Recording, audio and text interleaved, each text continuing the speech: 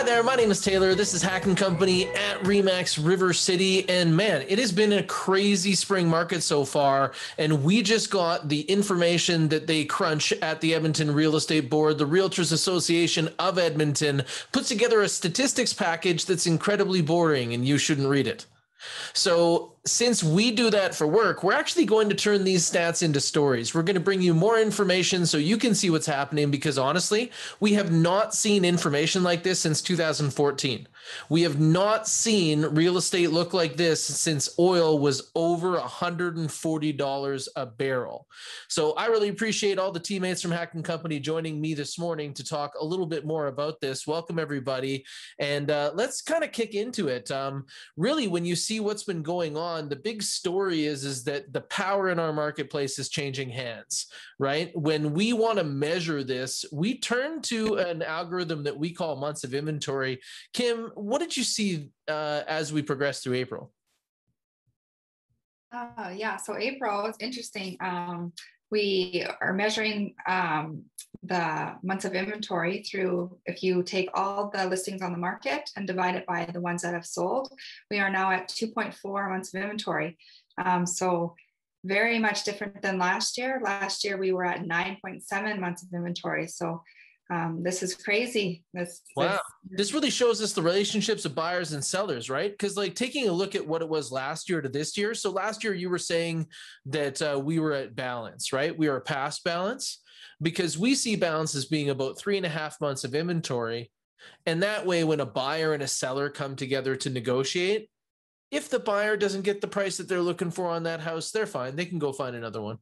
If the seller doesn't get the price that they would like to sell their house, they're okay. There's other buyers in the marketplace. But last year, I don't think that sellers had that confidence, right? Like, what was the number last year? Last year, we were at 9.7 months of inventory.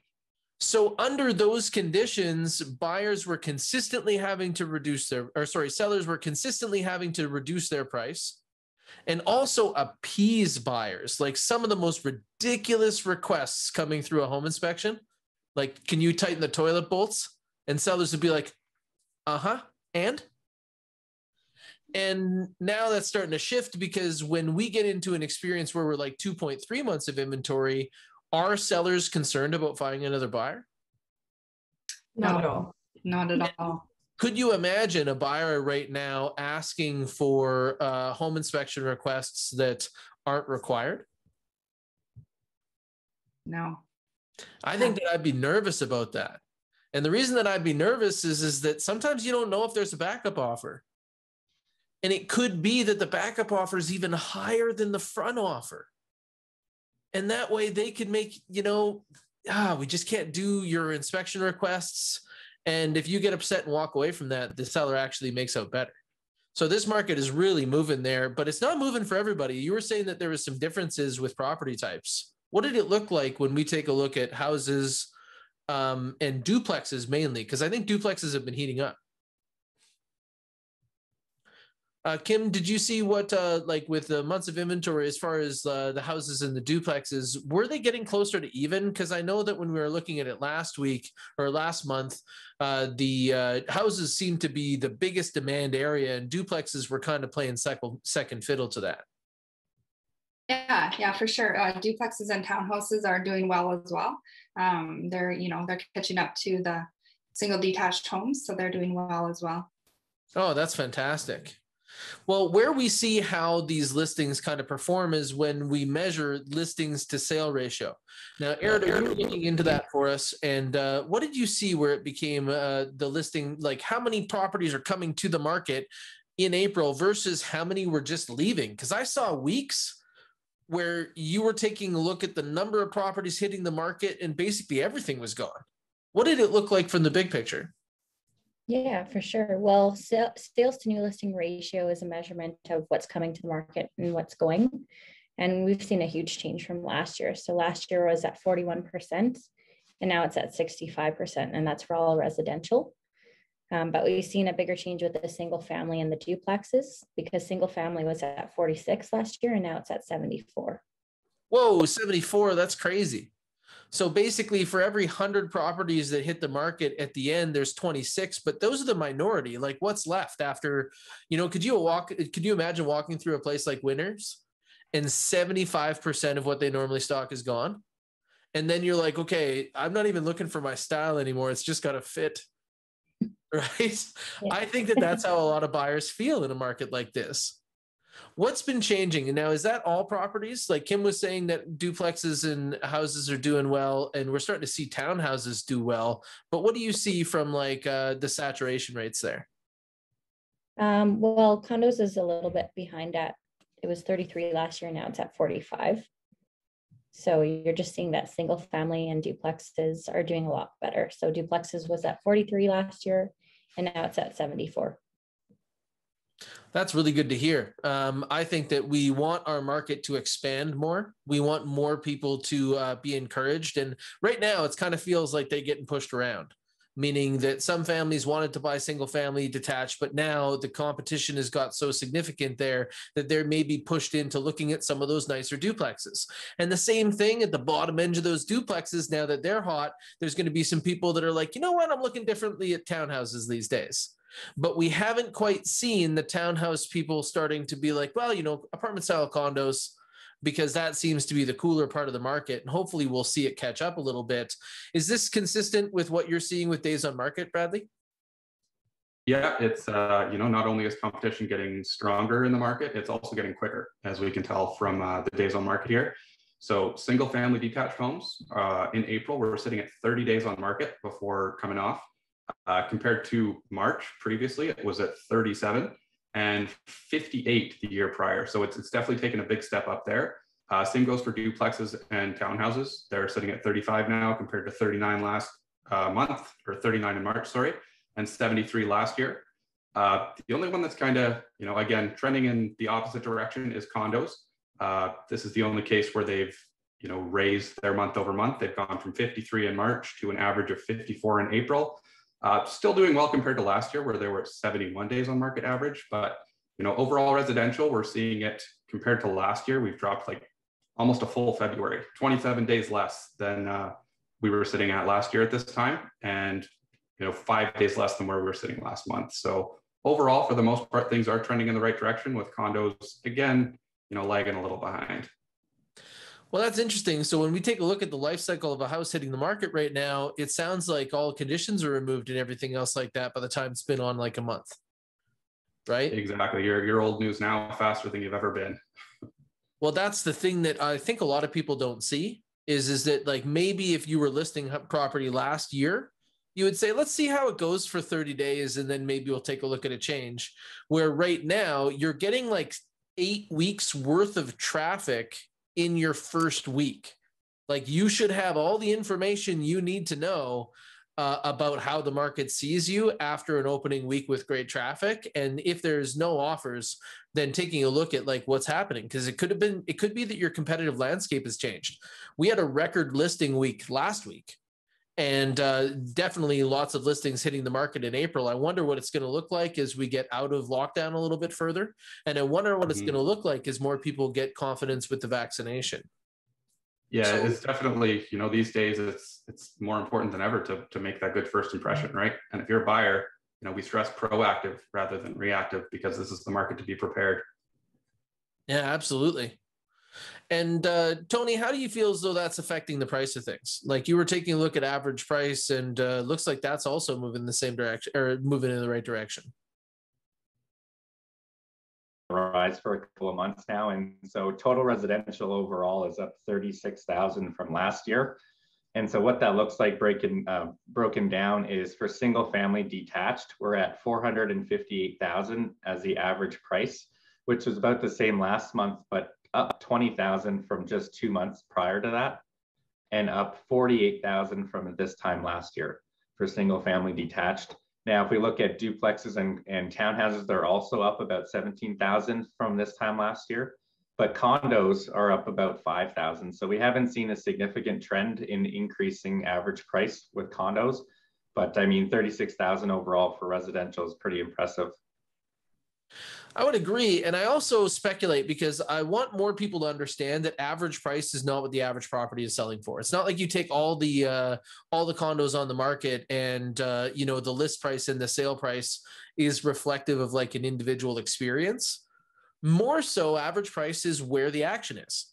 So what we're seeing here is that above average houses are the ones where the action is the thickest, right? It's pulling that average price up. And we also, from experience, know that the people that are buying some of the highest end duplexes are people that really wanted to buy houses, and it just didn't happen for them. You know, and in that case, they're going to be buying the duplexes at that high range, and it's going to be pulling that average price up. And then the same thing is the people that feel as though they're being pushed out of the desirable duplex range, they're going to find those larger townhouses. And that means that the average price on the condos is going to be on the upside of it. So that isn't necessarily good news for the people that are at the far edge, meaning like those lower priced condos. But it is good news for everybody holistically, because average price rising is signs of a healthy market.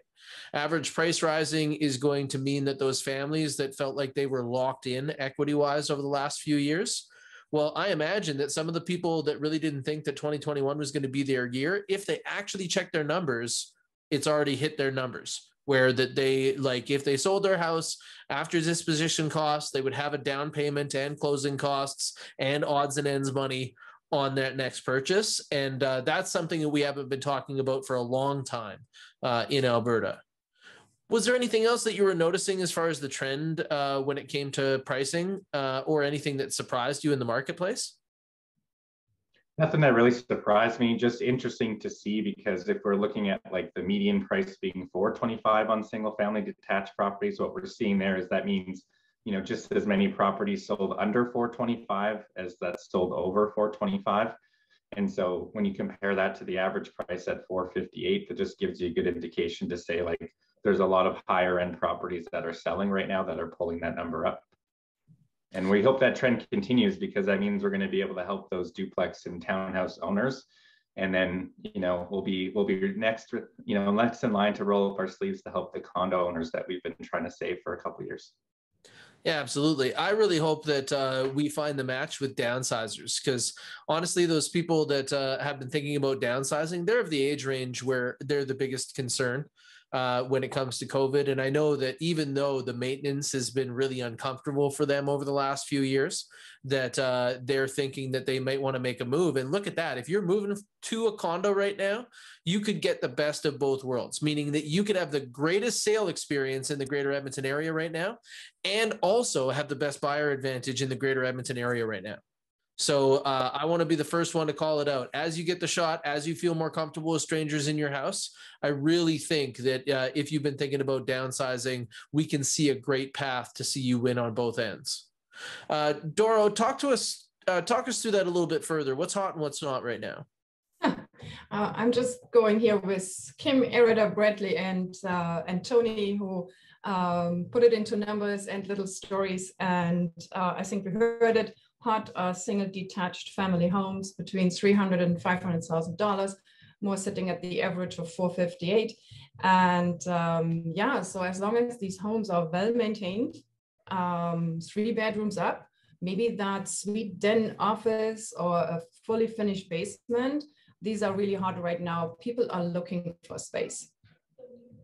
Yeah, so characteristics seems to be more important than location these days. Less people saying that they want to be in the capital locations, like being downtown. More people saying that for the same money, they know that they can get something further out north towards the ring that has larger characteristics, because some of those people are honestly looking for a place where they can put their office at home. They need their gym at home these days. The kids need school at home these days. So characteristics is king. But when you see some of these properties, some of them need work. And I'm not sure if you guys noticed, but the cost of a deck is like 300% of what it was last year. Construction is through the roof. I was just working with a couple builders, and it's like raising the prices all the time on the new builds. And so resale, if they are well maintained and have everything the buyer wants, maybe a few compromises, it's definitely a good option. Yeah. So the theme song is move-in ready. So move-in ready is hot right now. Renovated because everybody values it because it's so expensive to do right now. That's making some things hot. Single family detached properties are hot. But if I was a buyer looking for a deal, what are people walking past right now? It's the half duplexes.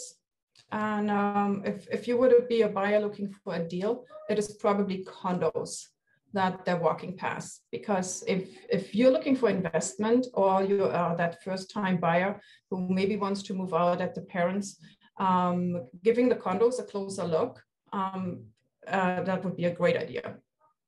And honestly, I would think about the things that have changed that are looking to change back. So I don't think the University of Alberta is really going to lose steam over time. Right? When I take a look at 3 years from now, I'm pretty sure that the U of A is going to be rocking like the U of A has in the past. But if you're looking to buy property that's like those condos that aren't getting as much action right now, well, honestly, May is the time that all the letters go out for the students to be notified that they've been accepted into the U of A. And I'm pretty confident that the U of A is going to be doing classes this September. So in that case, that might be a good property to take a look at, a good property to invest in, because they may be undervalued right now, because that might be the part of the market that rebounds.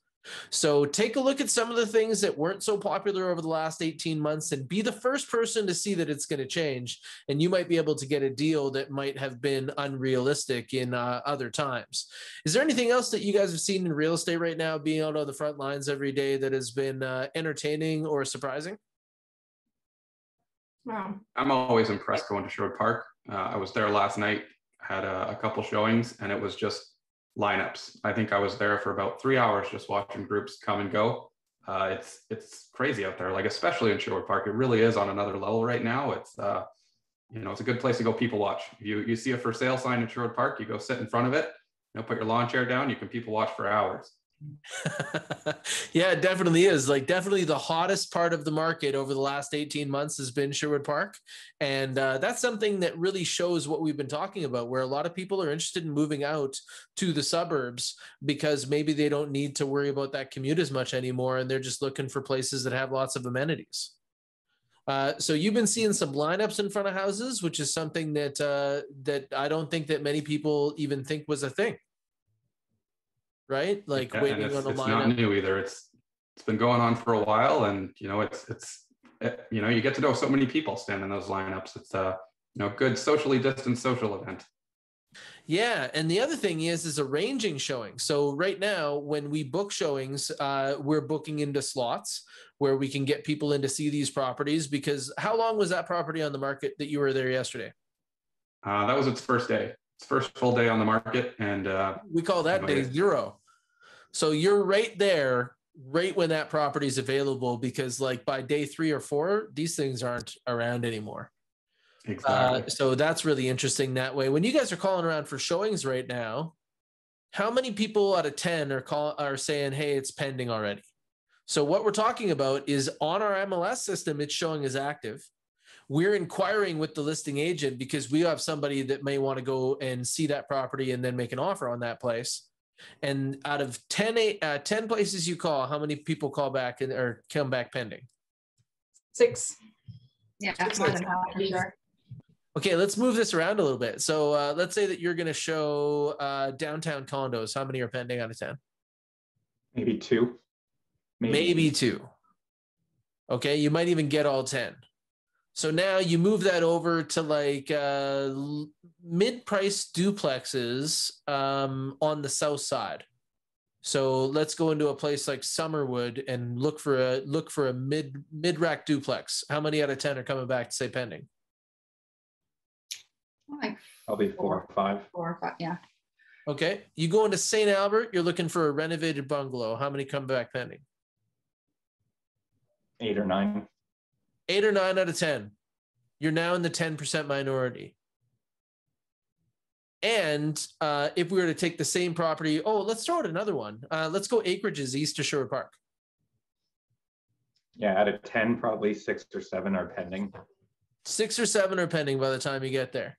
So that's a little bit of the scope of the market. This is some of the things that we talk about in our office daily, because we are dedicated to saving people from 3-star experiences.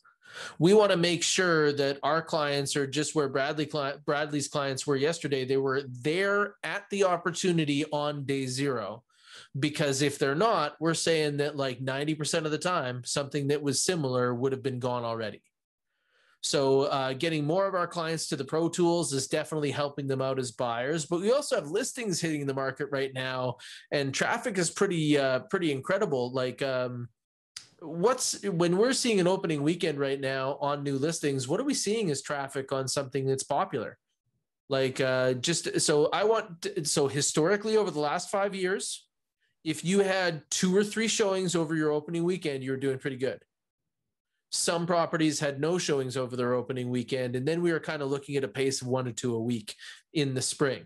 Now, let's say that we put out some properties. I actually think we launched a few properties yesterday. What's our leader doing right now? So our leading property had 15 showings yesterday. 15 showings on day 0. So 15 people had to find this, hit the market, probably saw our coming soon marketing. But then we're actually there within the first 12 hours that this property was on the market. More than 1 per hour. That's pretty crazy. So if you are a homeowner right now, you don't have big floating numbers over top of your property, but we want you to know that it should feel like somebody in your household just got another job. And if you're looking in the market right now, you got to be fast. You got to get to those Pro Tools, and you got to do a lot of preparation. And I don't think that there's a lot of people out there that can say their real estate team has a great competition package for multiple offers. But we don't participate in multiple offers, do we? We win multiple offers here. We do it lots. We do it all the time. We don't often ever hear of a client that starts working with us that doesn't end up buying a property. So there's some people out there that are probably feeling pretty frustrated or pretty intimidated entering the market right now. And I think that they should put their mind at ease and rest assured that we can help them find the one and save them from paying too much. And if you have property coming to the market, honestly, you got to maximize it. This coming soon process that we're doing is just crushing it. Like, there were so many inquiries on the properties that we listed yesterday on day 0. It's proof that the pre-marketing is really working out. Yeah, we had showings booked before it hit the MLS. Before the MLS. That's fantastic. Well, thank you very much, and looking forward to another record month in real estate in Edmonton. It's been a long time coming, and we're having a fantastic time here at HACK&Co. And big news, we broke 300 reviews. We have 1,500 stars from verified reviews on rankmyagent.com. And if you're looking for us, go to rankmyagent.com, hit the greater Edmonton area, and then scroll up to number 1. Hope you guys are doing awesome, and have a great day. Bye, everyone. See ya. Thanks for tuning in.